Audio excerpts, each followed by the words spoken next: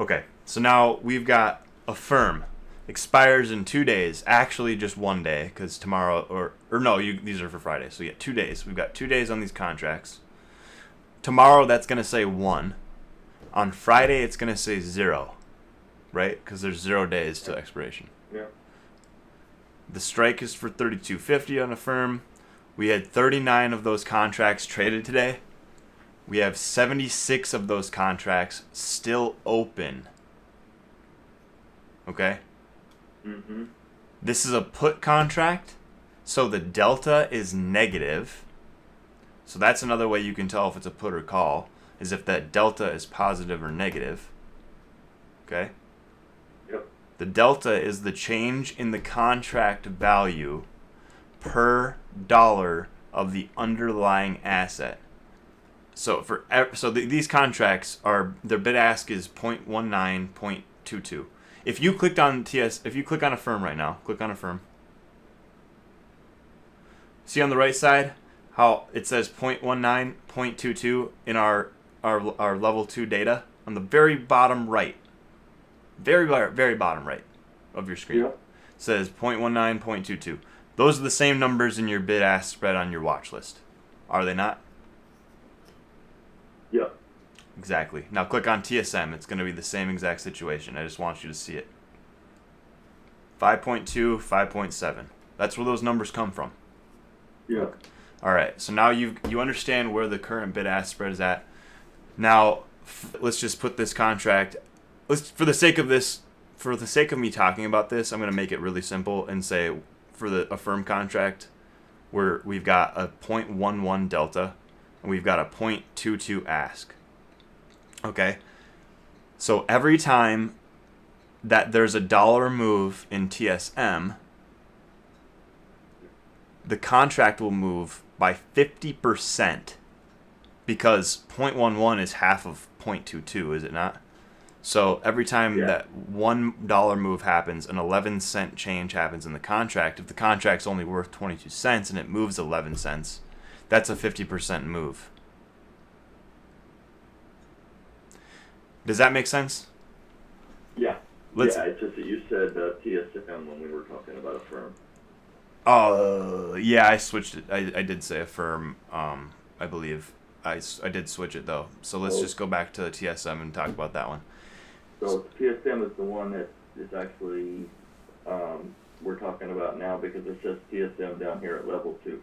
Yeah, but I wasn't talking about it. I was just talking about the ratio between 0.11 and 0.22. Yep. Now let's talk about the ratio between 0.83 and 5.45, right? So the ratio between that, when we're considering contracts, let's just consider the ask price because that's our most conservative number. Okay? So the 5.7 is let's just assume that's the price that we're going to pay for this contract. If the delta was 0.57, that would mean there's a 10% move on the contract for every dollar that TSM moves. Does that make sense? Mm-hmm. So in this instance, it's actually more like 15% because it's got a delta of 0.83. 5.45 is the median number between those two, right? It's the middle, it's the average price of those two contracts, or those two prices. So that's the number that I would actually kind of base it all off of, but I kept like fucking up the math and it was confusing. So we just settled for 5.7. Okay. That's all that happened there. It was just me.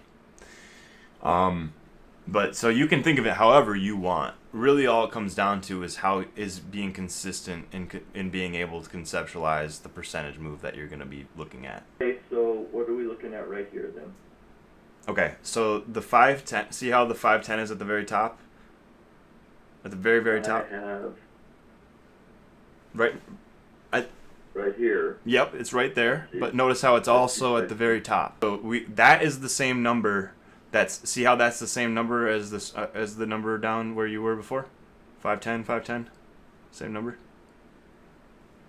510 here. Yep. 510 here. That'll always be the same number. Okay? A highlighted number.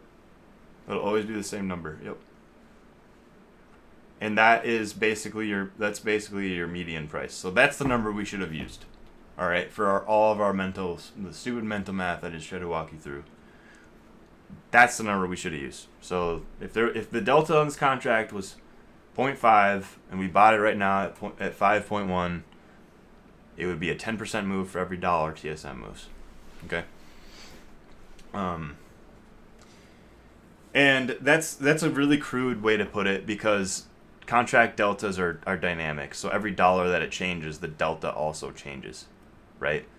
And that's if you look at the contract ladder. If you go to trade, you see how the delta. Oh, you don't have the delta on here. The layout right above where it says strike 6. App size, bid size. Click on that. Layout. Okay, I see. It's gray here. Yeah. Click on it. Click on layout. Okay. Customize. Add on the left side. It's gonna say add percentage change. Scroll all the way down. And then up a little bit. Delta. Down. Good. Yeah. Open interest. Wait, you already... No, yeah, put that on there. Open interest. And volume. Bottom. And then get rid of net change. Ask size and bid size. Net change, add size, bid size, all of that. You can just double click them. App size? Yep. Okay. Save.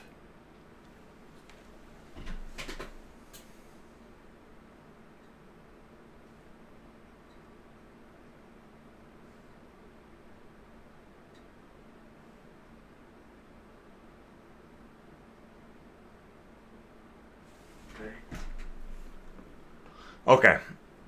All right. Yeah. Actually, go back in there, layout, and get rid of last X. Customize. Oh my gosh.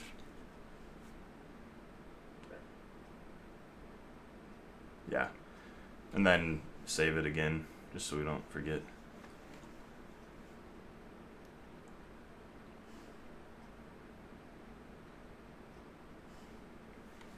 Okay, so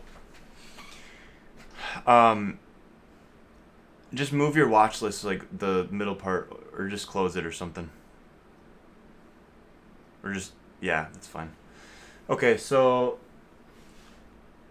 actually open it up again. I'm sorry. Open back up and just close it a little bit so that it's just a little bit low. We got a little more room on the right side. I want to see the percentages on. All right, perfect. That's fine. Okay, so it says delta, open interest, volume. I'd move open interest and volume all the way to the left. I think you should be able to do that in here. I might have to go back in the fucking layout shit. Sorry. Yeah. Go back to the layout. My bad.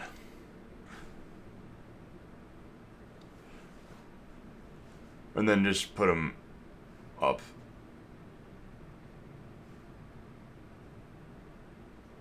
It's really a preference thing, but I just like to have all the percentages and the deltas next to the price so that it's easier to conceptualize.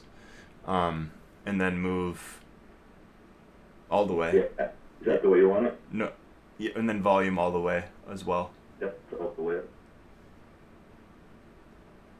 It's really lagging. It must be lagging here. Can you hear me?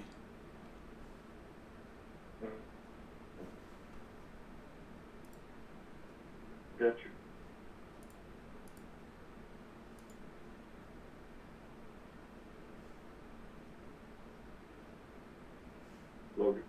I can hear you a little There bit. you go. Yeah. You didn't move the all the way to the left.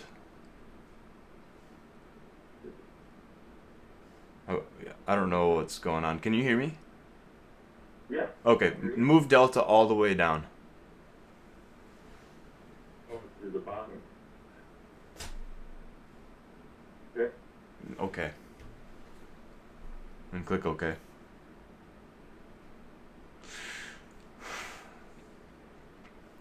Okay.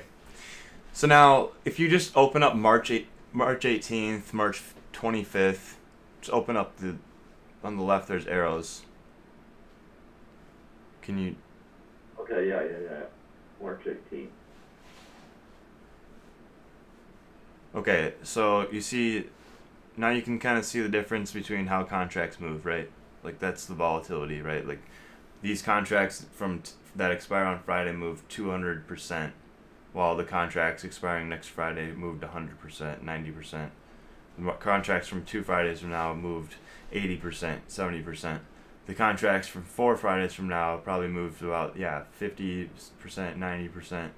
April 8th, we moved those contracts. See how those contracts didn't have any volume? So there was no percentage change. Nobody traded those. Okay? So now go back up to the top. People, see how there's 2,318 volume on those at the money? That's 104. Yeah. That means that people were trading that contract. People were trading the 106 contract. And there's only 500 people that kept those open. There's only 663 people that kept those open. Okay? On the right side of that menu, you've got the bid-ask spread. We've got 1.69, 1.19 for the 105 strike. All right? Now, you can click right there to buy contracts. You can click that. You can literally click that right there with the left button, and this menu pops up. That's one way to do it. Or you can hit the right click, command click. Get rid of it. Just, yeah, it's fine. And then you can buy this way with the single menu. Vertical, we'll get into all that stuff later on. Yeah. Those are just advanced option strategies. So you can do it there, play with it. You can see how it says mid, and then it says nat. Those are like kind of like bid ask. But anyway, yeah. So from here, you can't drag these contracts over to the watch list. You have to send it regardless. Like you've been doing already. But I wanted to show you. So how do you send it over there? Oh, I see. You just do it like I was doing it. Exactly. Add to watch list. Open contract. Right. Yeah, do it. Okay.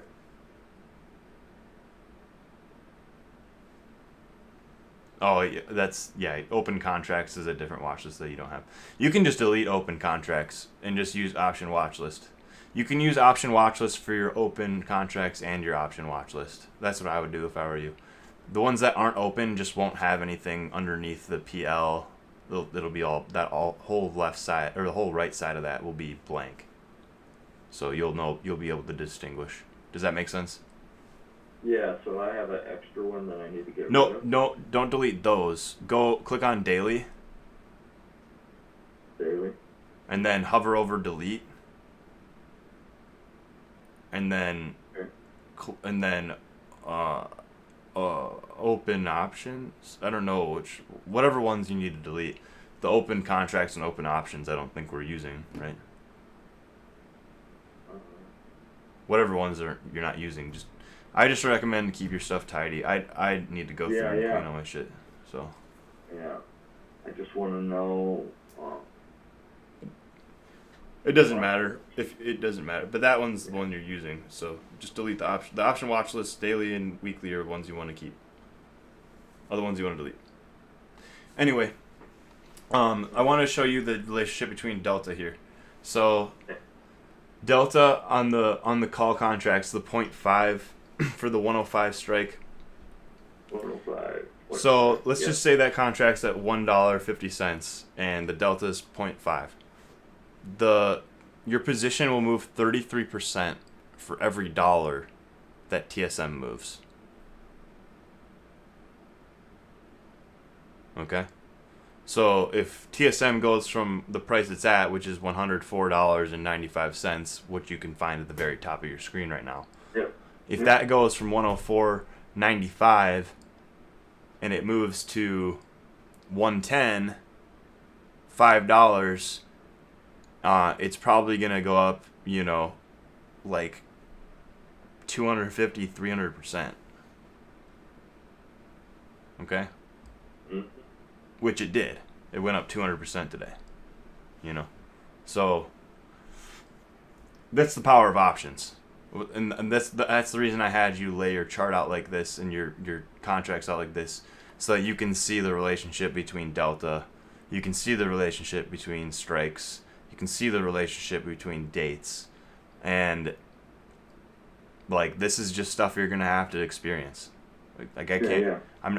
I can't. I can. We can sit down and I can tell you more. We can have more sessions, and you can read through all this stuff in the education section, and that shit's gonna help you a lot.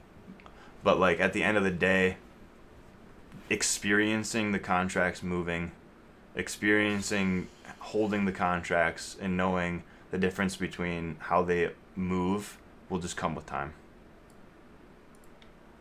Okay, go to charts.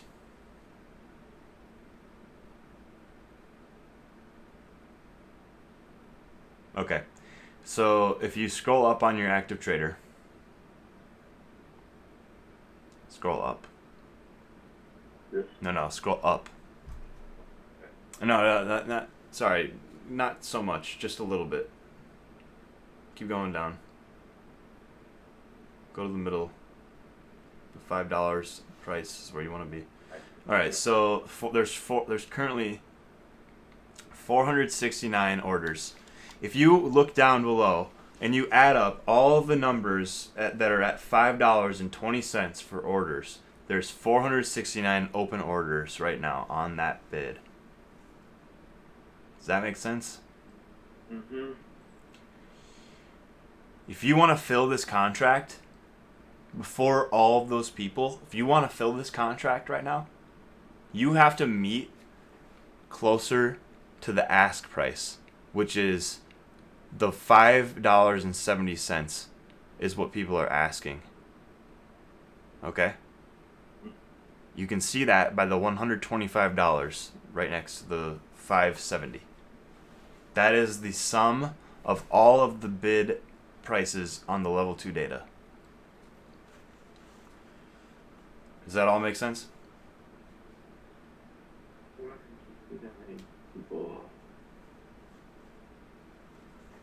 The reason I had you set this all up like this is because all of this data is related, and you can find the numbers in one of the sections somewhere else. Does that make? I mean, that doesn't maybe make sense right now, but it will.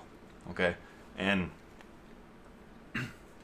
you're just looking at the totals of the orders on both the bottom part that's blue and on this part that's green and red. I got that. Okay, so now, if you want to buy, you have to be closer to the red price. So move up. Let's just put an order in because it's fake, so it doesn't matter. Go up to the left. Click that. Yeah. 55. Just click it. Yep. Just delete. However you want to X out. Yep. Okay. Auto send is right above join the ask. Oh, I see. There. So here, let's just make this even simpler. Click on buy market. Do you see how you just made a green mark right there at 510? Yeah, it's at 104.95. You just placed an order at $5.10, which is actually below the limit. Okay? This is fake trading. So this and also this is a market order and it might not actually fill at 510. But it says that it's at 510 because that's what the system says, okay? That's just as simple as I can pretty much put it. It's not actually 510, okay? Your market order will go anywhere. Anywhere that it needs to go, it will go. So technically, when you filled market right there, it probably filled at 570, okay? We're just not during market hours, so it's not going to fill anything, right? If we were during market hours, you would have filled at 570, all right? Does that make sense? Yeah. Okay. I just saw on the chart popped up over here at 104.95. I don't know what that did, but Yeah, so that's another setting. We can cover that at a later time. There's so many little fucking things about this program. It's crazy. But yeah, you can change that in the settings. You can turn that off for orders so that you don't see the orders on your stock chart. I wouldn't even worry about it at this point. So yeah, I just saw that and went. But that's kind of nice. Now you know you did something. All right. So there's that. Now sell market. Now, if you actually did this during market hours, this would have probably filled at 520, right? Because it's filling. This is just in general. It could have filled anywhere, is what I'm trying to get. My point here is market orders are random. You don't know what you're gonna get. It's saying the market price is 510, but the contracts are so volatile that by the time you get filled, or by the time the data gets to you, it could be fucking whatever. So just be careful with market orders. This is the reason I was telling you to put it on the order, on the ladder itself. Just putting the order, like, you can actually place your order at $5.40 or at $5.35, which is the most liquid strike that we've had. Look, there's 100 volume on that strike. Just put an order right there right now. All right, now you just placed a limit order on 535. So if we have another order that's for 535 ask, or we get, the price sweeps through that strike, we might get filled, right, with a limit order. The difference between a market and a limit is that the markets are going to fill pretty much no matter what, as long as you're trading a liquid contract. Okay? That is the nice thing about market orders. If something goes against you really quickly and you can't get out with a limit order, the only thing left to do is a market sell, then do it. But that's your last resort. And you really don't want to do a market order when the market's just plummeting, or if it's just ripping. You want to try to fill limits, right? Because the contract bid-ask spread also spreads out when there's a lot of volatility. So it's just a lot of moving numbers, and you'll come to learn that it's not so important what the numbers do. It's more important what the stock chart does, right? What the stock chart does and what contract you're picking. At the end of the day, all the other numbers are just noise. I don't think about these numbers when I'm trading. I just know what they do. And so I know what the contracts are going to do. And then I enter a trade and I just look at the stock chart. Most of my computing power in my brain goes to reading charts. It does not go to contracts. Contracts are just the tool to trade the stocks with leverage. That's not actually leverage. It's just like, it's leverage, but it's not debt, right? Right. So, hope that makes sense. Do you have any questions?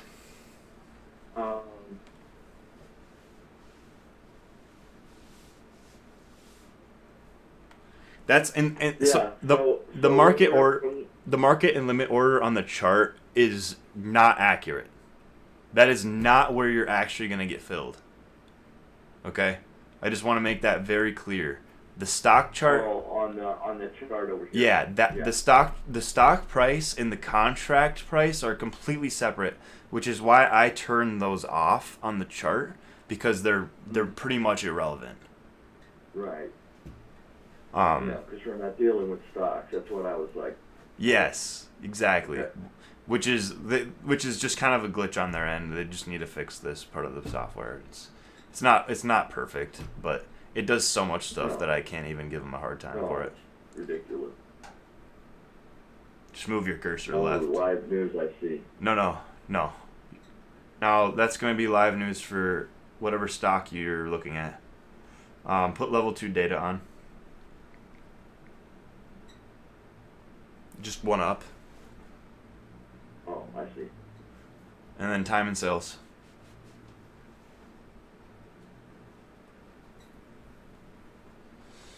All right.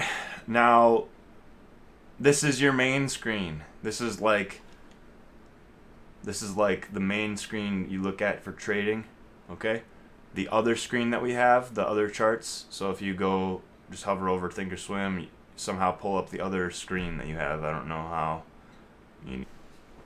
So this is the one that you can look at to evaluate, right?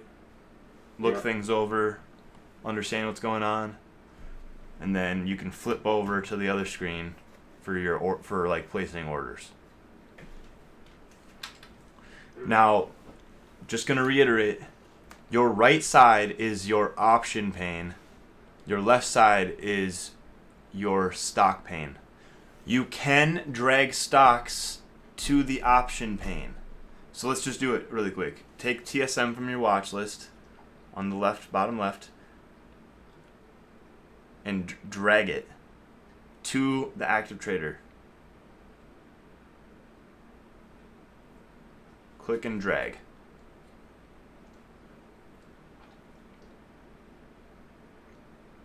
Active trader. Here. Active trader. TSM. You can't actually, and this is a caveat, you cannot actually click on the ticker and drag. You have to click on the last price or anything else besides the ticker. Oh, if you click on the ticker, you're going to edit the name and it won't drag. Alright. Okay, see how I just changed to the stock there when you dragged it? Okay. Alright, so now this is all I'm trying to show you is that you can basically trade anything on this side, right? And on the chart, what we did here was we opened up level 2 data and the time and sales. It works exactly the same way as the option contracts. So, like when you do a call tomorrow, and you say XYZ,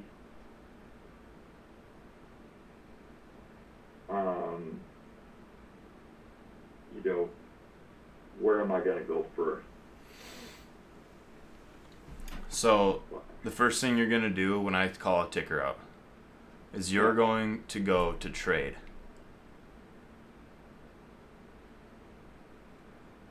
You're going to go to your watch list. Most likely the ticker I call out is going to be already on your radar because I do a pretty good job of making things pretty clear about what I'm doing, right? So you're going to have the ticker on your watch list. Let's just say it's TSM. Click on TSM. This chart, this is called your option chain. This is an option chain. I would also make your strikes. I would put your strike at the very top there. It's like a drop down. Put that at like 20. You got to type it. For the sake of just you learning, maybe just follow exactly what I do. Okay? Grab the exact same contracts I do. Find the strike, find the date. Then put it on your option watch list. So right click on whatever contract. Just pretend whatever one I call out is that one. So if you do it in the middle, you're gonna not maybe get what you want. You want to do it on the because we don't want to do it on whether we're putting or do we? So anytime you left click on bid or ask, you're gonna get that order menu. So just make a habit of right clicking on this screen. So for this side of the thing, this is called. Yes. So if you said you want to put a put on something, it'd be over here. Yes. Okay. It says that at the top too. So it says calls and yeah. Good. Right. I know this is like one of the most confusing things when I first started, so this will take time. It'll take time. Yeah. It's Yeah, huge. Never the case. It's never the case. It's never related exactly. Right. So if the delta was 1, if a delta was exactly 1, which you can get really close, you sometimes get leaps that are 1, then and only then will the option contract move exactly the same. Okay, that makes sense. For one. But again, it won't move the same in terms of percentage, though. It would just move the same in terms of dollar value, and then that would be times 100. So, yeah, I mean, even then, it's really, you're getting leverage out of contracts. Let's just put it this way: don't worry about it, and just do it. I know that sounds really crude. No. But like, it seems more intimidating and complicated than it needs to be. It is a very complicated thing, but what we're doing is very simple. We're buying contracts and we're trading them very similarly to how we would trade stocks. We're just being very mindful and careful of the liquidity, the bid-ask spread, and then just be like, if there's open interest, like all these factors are also important, but they're not as important as you think they are when you're first starting. It's very easy to like be like looking at these and like, oh, like which one should I pick? Which one should I pick? Well, whatever one you picked, you made 200% as long as you know what I mean? Like, as long as you picked the contracts that were slightly out of the money, like, because this started at $100 today or so, right? So as long as you picked the ones that were $105, so the slightly out of the money contracts, you made roughly 200% today. If you bought them at market open, because this is from open, but so realistically you made 100% or less, right? But like, that's my ultimate point is, just pick a damn contract and trade the stock. And I'm not saying that to be mean to you. I'm saying that because people literally just get so stumped up by it, and it's not that complicated. It is complicated, but it's not. And that's all I'll say. Go ahead with your question. So we're seeing all this, the green here, like plus 91.34%. What is this related? What is this related to? What is this column? It's just the percentage change of the contract from market open to close. And it's market open to current time, so right now it's close. But during the day it would be from market open to current time. So if you look at the puts, they lost 90% value for the same strike. Yikes. Okay. Even I can see that. So TSM did good on calls today.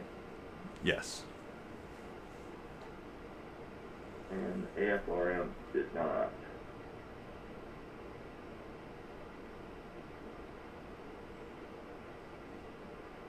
Which, there.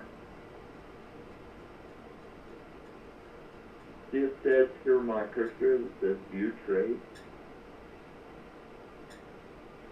If I click that. That's just the position that you have open.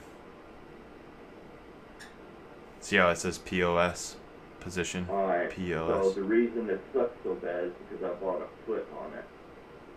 Right. Next week I'm going to be down in Texas, putting a window in for my mom for Christmas. So I'm going to be down there for a week. So I should have time to paint my numbers more. So this week's kind of me getting ready to get out of town. But okay. That makes way more sense where you're picking a contract and you're trading the stock. So yeah, I just know that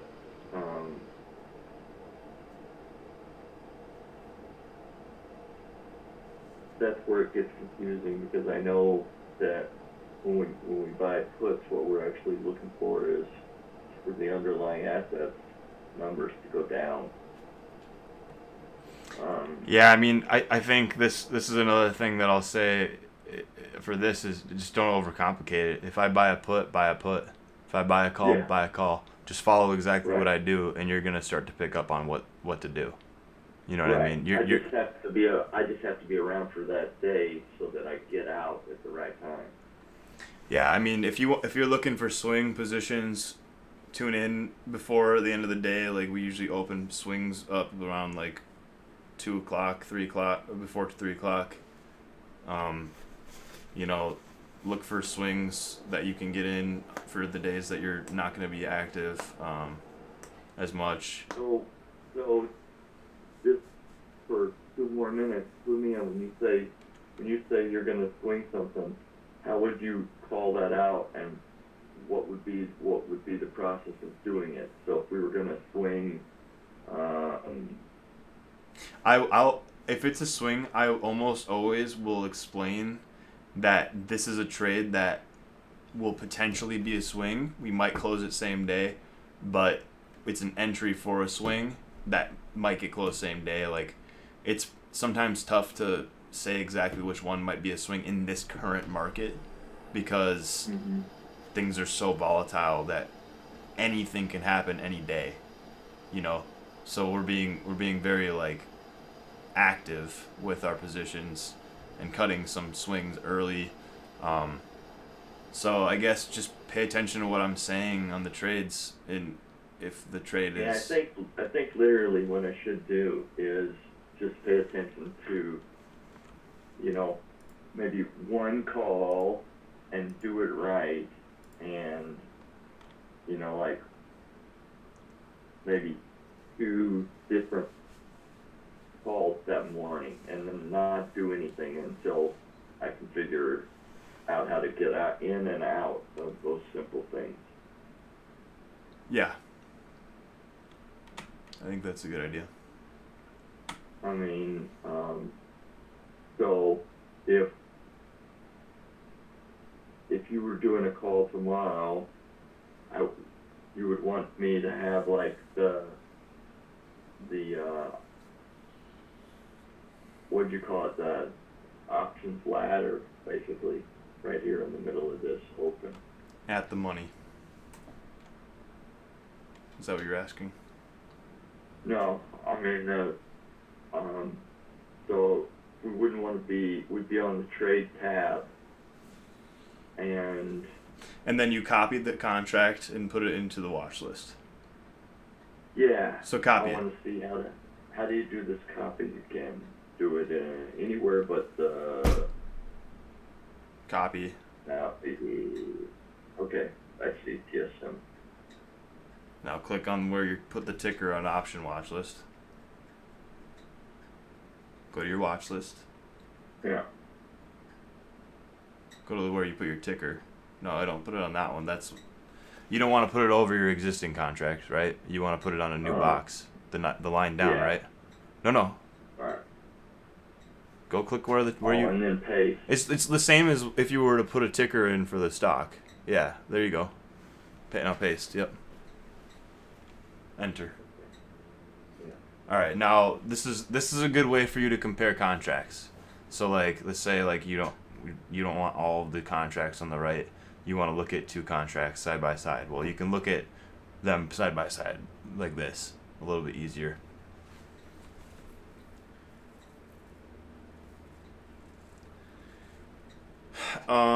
Yeah, and then let's see what else here. So once you have the contract in your option watch list, so let's just say I called out the 98 strike on TSM. Now you have it right there. It's selected. Go to charts. You have TSM selected for the stock, and you have TSM selected for your option chart. Just like that. It's literally, you went to trade, selected the contract, back to chart, and now you're ready to rock. So in the chart now, we're actually looking at the stock ticker candlestick for TSM. That's correct. This is TSM. If you change this to, you should start using 3 minutes. Where do you change that? 5 minutes. Time I have frame. 5 days, 5 minutes, 1 day. Click on time 1 frame. minute. Oh, okay. Aggregation period type 3.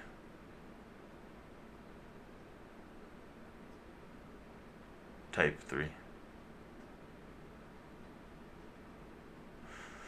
And then favorite, the star in the bottom left of that menu. It's a tiny little star in the bottom right left corner. Yeah. Tiny as shit. Yeah. I'm clicking on it and it's not doing it. No, it's good now. It's good. You got it. Okay. Okay. So time interval 5 days. Yep, that's fine. Okay. And then, so the gray area is after hour trading. It's pre-market after hours. Okay. The black is the day. And there's if you go to the, right next to where the time was, where the candles are. The candles to the right of the time. Where we just were. Where we select the 3 minutes. Yeah, okay. There's a candle button to the right of that. Okay, so then just go to settings.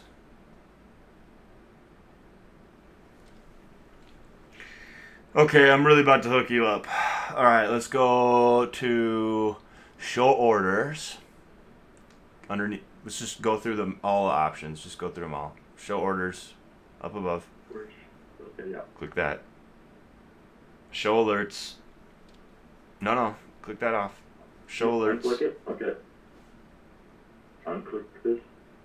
Show arrows only. Okay, now settings, snap drawings to right below where you're at. Okay, click on that.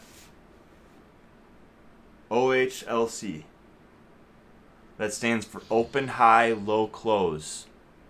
That's going to snap your cursor to the wicks and the body of candles. Makes charting a lot easier. Something that you'll ease into here, of course. Now, click on My Tools, right side of that menu. Down. My Tools. Oh, yeah. On each chart. Overlap volume. Now click apply. Now go to price axis.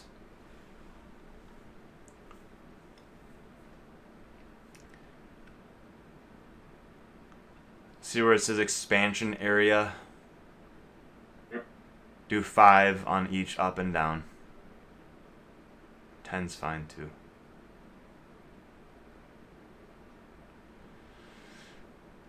Okay. It says left axis below. Down the very bottom of that column. Left axis enabled. Yeah. Click that off. Time axis up at the top. Keep time zoom at the very bottom, right below your cursor. Yeah. At the top of the next column, expansion area 25.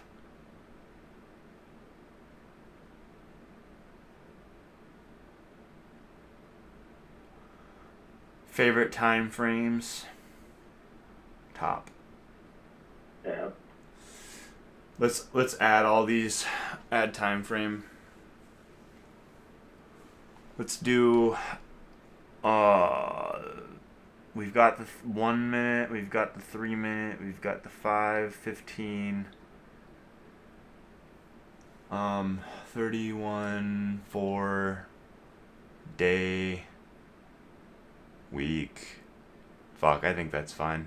I think you're good, actually. Just cancel. And then drag the 3 minute underneath the 1 so that it's just an order. You can drag the left menu. Yeah. Move that up underneath. Perfect. And then let's go to appearance. Go to cursor. I'm just gonna show you how I set mine up. Go to cursor. It's like, yeah, right there. I just make mine purple or pink. That top left corner is good. And then candle. See how that says candle trend at the top? Chart type candle trend. Yep. Yep. Click on that. Click candle. Click on fill up. That box that's missing the check mark. And now press apply. And then go to equities at the top.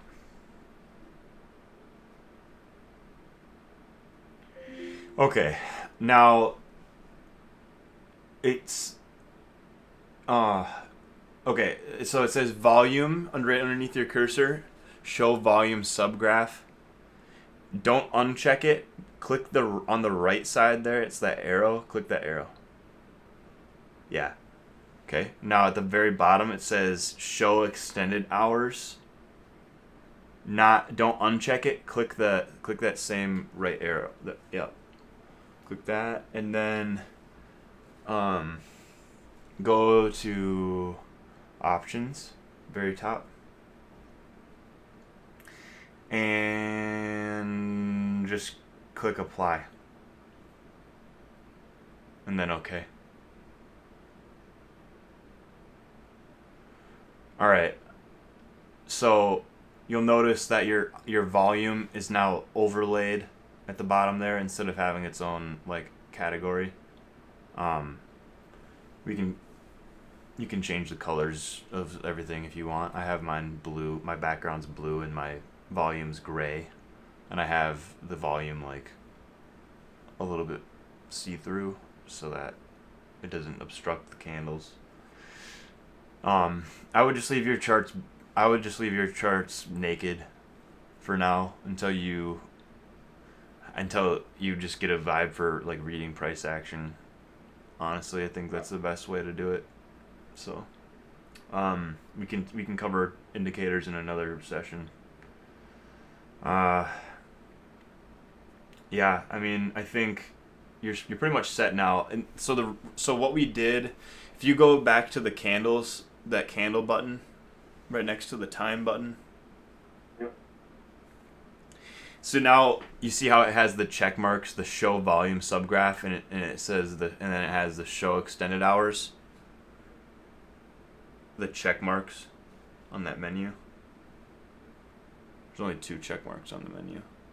Yeah, you want me to undo those? Yeah, you just click on that one. Okay.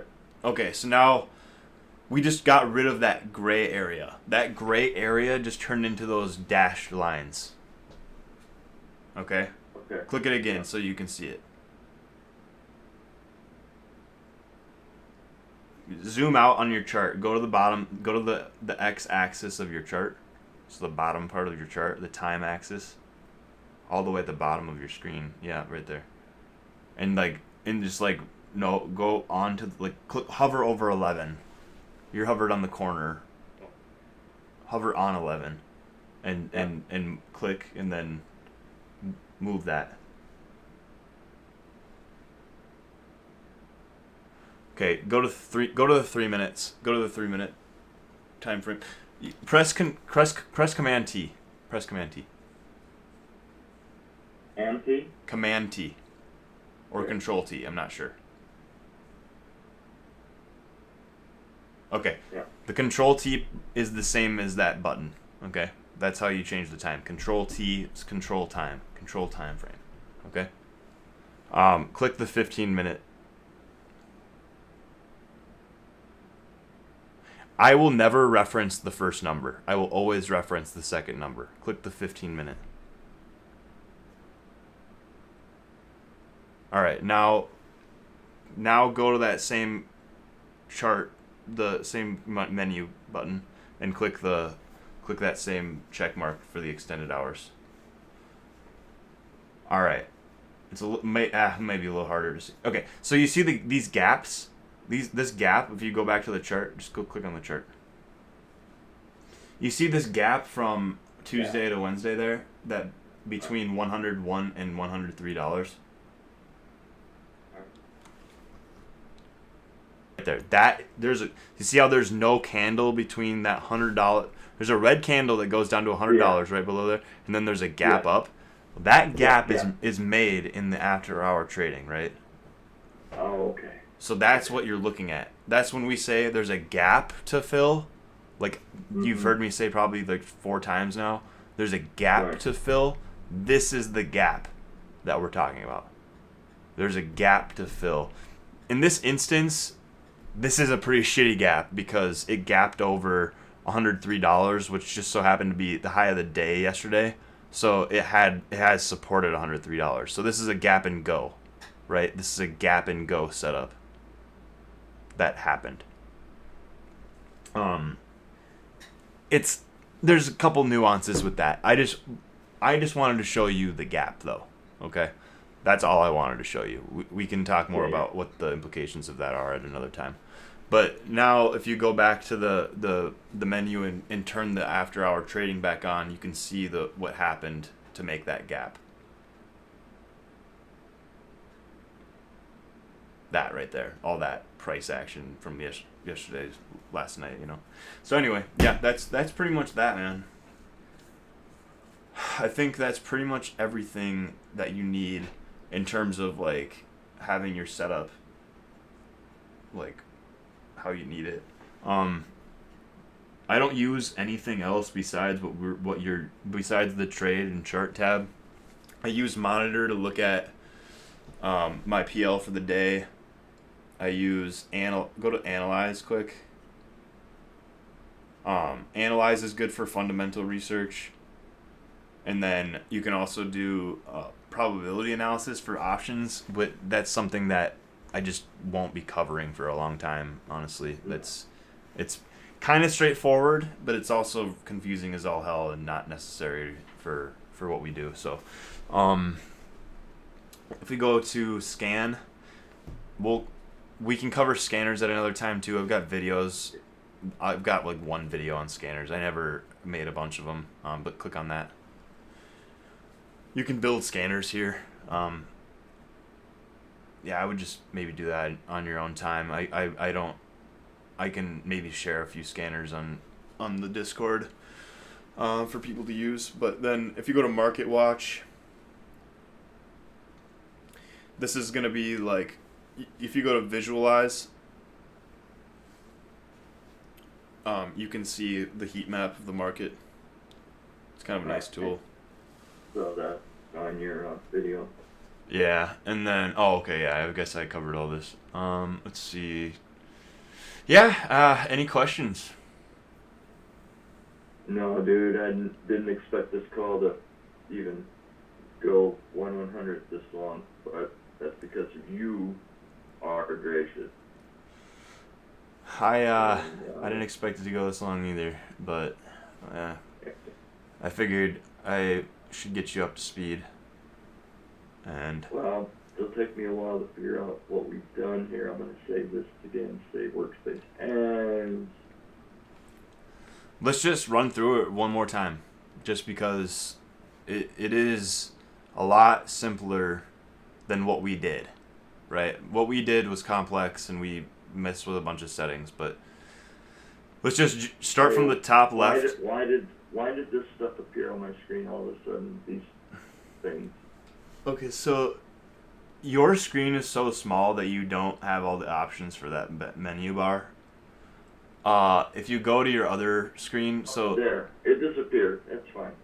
Yeah, well, let's explain. I'm gonna explain it to you. So go to the other screen. the other charting screen.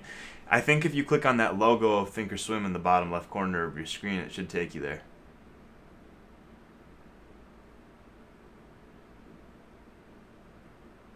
It's got to be somewhere in there. I don't know. I really like PC. Not gonna lie.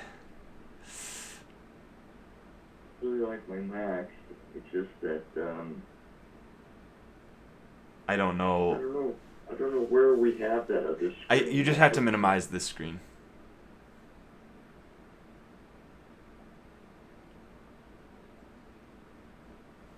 Yeah. Okay.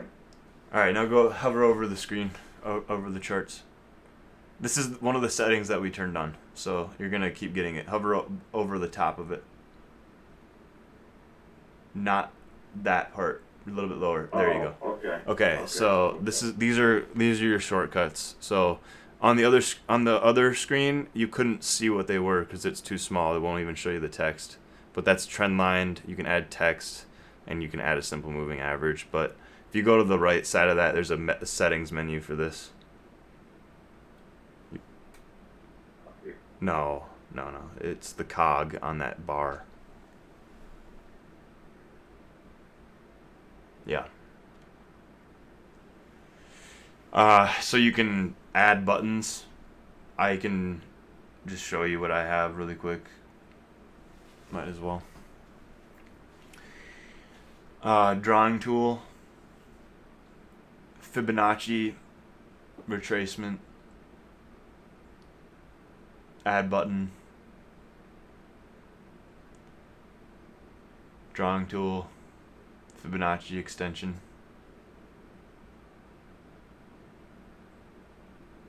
Extension, not that one. Yeah. And then get rid of the text notes because you're not going to need to put text notes on there. Just the drop down menu. Delete. Trend line, you could probably keep that. Simple moving average can go as well. You can delete that. Add button. Study. No. Go to drawing tools.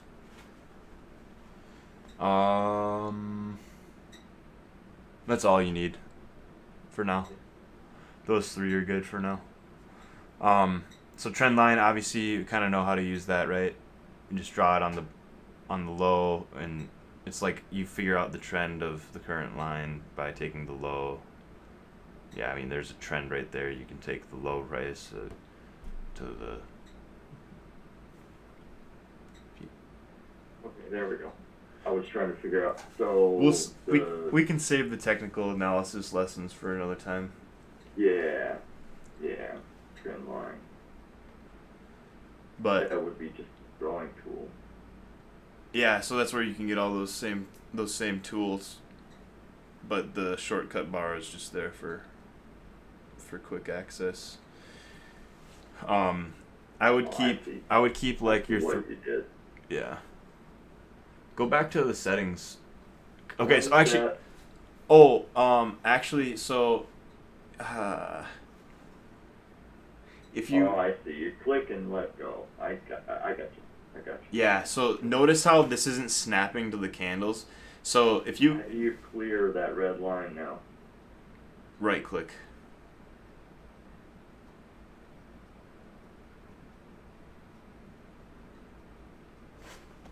Sorry, you got to right click on it. Remove drawing. Okay, great. And when you're drawing trend lines, try to draw it like without the pre-market data. So that's why I have that check mark in your settings. You're gonna have to set up the settings on these charts, by the way. Like this isn't gonna have the same settings as the chart on the main screen. Okay, you're gonna have to change it for every single one.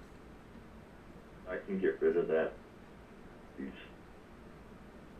things. Okay.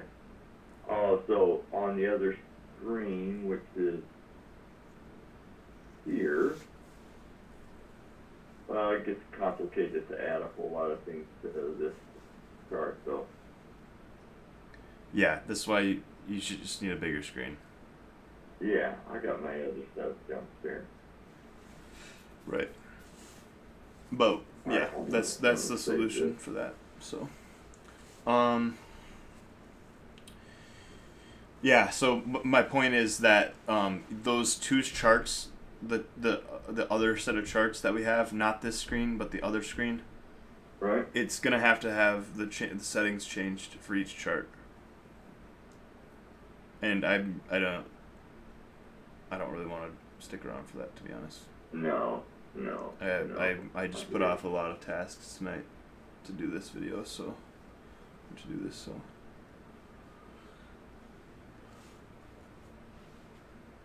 man, this live is laggy. Okay, but yeah, so that's that. I mean, if you have any other questions, I'm happy to answer them now. Otherwise, no, I don't. Yeah, I'm out of my head here with information, but I will probably not talk to you tomorrow in the Discord, but for sure I'll be on after probably 11. All right, sounds good. Cool, Logan. Thank Sounds you, dude. For sure. So, what's your dog doing? She's just watching me. What's her name again? Gigi. Yeah. Yeah. I love them. I just took my guy down, so I'm a little dog lonely. I'm sorry. I have my cat, but I'm all sorry. right, man.